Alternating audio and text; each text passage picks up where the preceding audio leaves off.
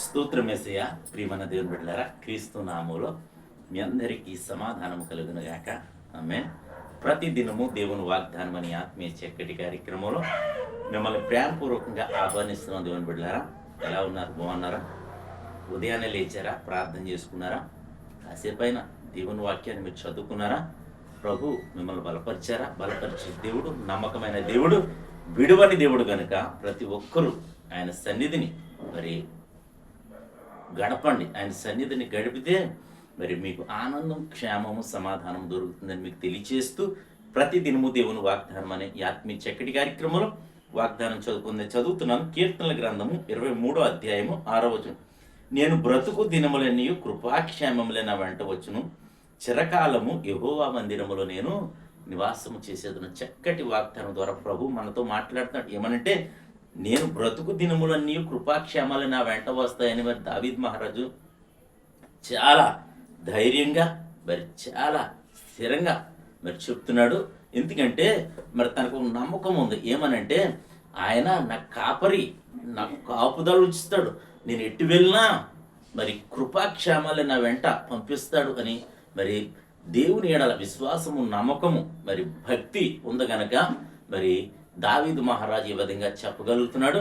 మరి చిరకాలం యెహోవా మందిరంలో నివసించడం అంటే మరి దేవుని మందిరంకి వెళ్ళడానికి కానీ, దేవుని చెంతకు అంటే మరి ఏకాంత స్థలంగా ఆయన్ని మరి ఆరాధించడం కానీ, స్తుతించడం కానీ, ప్రార్థించడం కానీ మరి కేవలం దేవునికి ఇష్టమైనది కనుక మరి అప్పుడు మరి దేవుడిని కాపరిగా ఉంటాడు. దేవుడు మరి నీకు తోడుగా ఉంటాడు. గాఢంధకారంలో సంచరించిన ఏ అపాయములకు భయపడవు. ఇంకేమంటాడంటే, మరి చిరకాలము మరి ఆయన మందిలో నివసిస్తే నేను బ్రతుకు దినంలో కృపాక్షేమాలే మన వెంట వస్తాయట. ఆయన దండము ఆయన మనల్ని ఆదరిస్తుందని వాక్యం. మరి కీర్తన అంతా చదవండి. 23వ అధ్యాయం చాలా అద్భుతంగా ఉంటుంది. శత్రువులు ఎదుట భోజనాన్ని సిద్ధపరుస్తానని వాగ్దానం చేస్తున్నాడు. నూనెతో అంటే తన అభిషేకంతో నిన్ను అభిషేకిస్తానని కూడా దేవుడు వాగ్దానం చేస్తున్నాడు. కనుక ప్రతి ఒక్కరూ ఈ వాగ్దానాన్ని గట్టిగా పట్టుకుని ప్రార్థన చేయండి.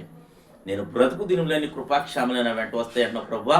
ఎప్పుడంటే నా తండ్రి నేను నిన్ను కాపరిగా చేసుకున్నప్పుడు అని ప్రతి ఒక్కరూ ప్రార్థన చేయండి. ఆయనను కాపరిగా చేసుకోండి. దేవునికి స్తోత్రం.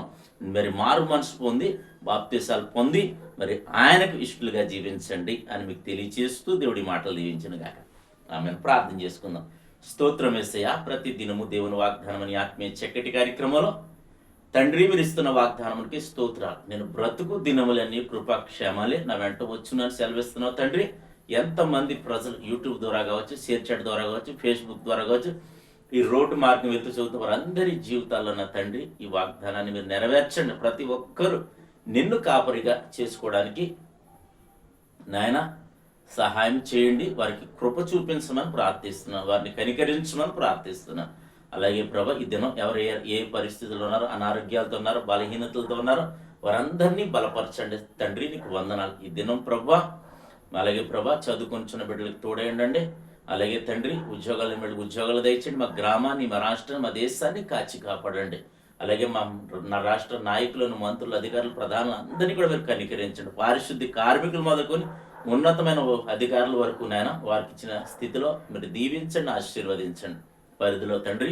అలాగే ప్రభు, దినం ఎవరైతే మ్యారేజ్ డే, బర్త్డే జరిపించుకునే బిడ్డలందరికీ క్షేమాన్ని, సమాధానాన్ని ఈ సంవత్సరం అంతయు నీ దయాకిరీటం నుంచి మీరే మహిమ పొందమని క్రీస్తు నామములో ప్రార్థన అడుగుచున్నాం పరమ తండ్రి. ఆమేన్. నేను నమ్ముతున్నాను ప్రియమంది అని బిడ్డలారా. ప్రభు ఈ దినం మన అందరినీ మరి బలపరిచిన విధానాన్ని బట్టి ఆయన స్తుతించండి, ఆయన్ని మరి ఘనపరచండి. దేవుడు నిన్ను కుటుంబాన్ని దీవించును గాక. ఆమేన్.